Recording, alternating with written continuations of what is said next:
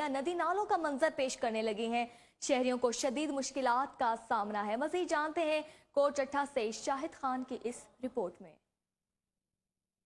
शहर में sewerage system नाकारा होने के बायस गुंजान आबादी वाले इलाके पानी के जोरों में तब्दील, गलियां नदी नालों का मंजर पेश करने लगी। कोटचट्टा शहर के गली मोहल्लों का पानी जेर जमीन पानी में शामिल होने से शहरी मुआजी अमराज में मुब्तला होने लगे। कोटचट्टा शहर में सीवरेज सिस्टम नाकारा होने के बायस गली मोहल्लों का जमा शुदा पानी शहरियों की मुश्किलात बढ़ाने में अहम किरदार अदा कर रहा है। गली मोहल्लों में गंदगी के अंबार लगे हुए हैं, जिसकी वजह से ताफुन फैलने लगा। कोटचट्टा शहर बाजार वाली गली, मंदिर वाली गली, मोहल्ला लोहारा, झोक उतरा रोड, मोहल्ला जलालाबाद समेत शहर की गलियां नाकारा सीवरेज के पानी की लपेट में होने से लोग घरों में महसूर होकर रह गए। कोटचट्टा को तहसील का दर्जा तो मिल गया, लेकिन अमली तौर पर कोई इकदाम नहीं उठाए जा सके। वोट लेने के लिए आ जाते हैं, जब वोट ले जाते हैं फिर ये हाल है, कोई पूछता नहीं है। पानी की इतनी परेशानी है, बच्चे स्कूल के गिर जाते हैं, दुकानदारी नहीं होती, गाहक नहीं आते, वादा कर जाते हैं फिर वापसी नहीं आते। इन्होंने बहुत दफा कहा हमें नालियाँ बनवाएंगे मगर नहीं बनी।